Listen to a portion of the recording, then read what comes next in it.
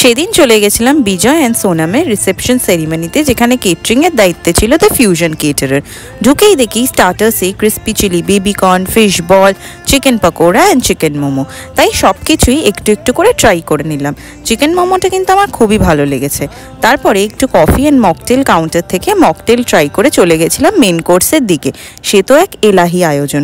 Main কোর্সে কী কী ছিল আগে বলে নিই। স্যালাড, কচুরি, আলুর দম, naan, paneer, fish fry, paneer pasanda, gobi roast, pulao and mutton কষা। আর ডেজার্টে ছিল চাটনি, পাঁপড়, রসগোল্লা অ্যান্ড গাজর কা হালুয়া। তাই একে একে সব কিছু প্লেটে সাজিয়ে নিলাম। দ্য ফিউশন কেটারার মানেই মেন কোর্সে ফিশ ফ্রাই অ্যান্ড মাটন অবশ্যই ট্রাই করতে হবে। মাটনটা খেতে তো দারুণ ছিল। শেষে ডেজার্টে রসগোল্লা অ্যান্ড গাজর কা হালুয়া খেয়ে আমি তো আমার খাবার শেষ করলাম। দ্য ফিউশন কেটারারের এক্সপিরিয়েন্স আমার বরাবরই ভালো।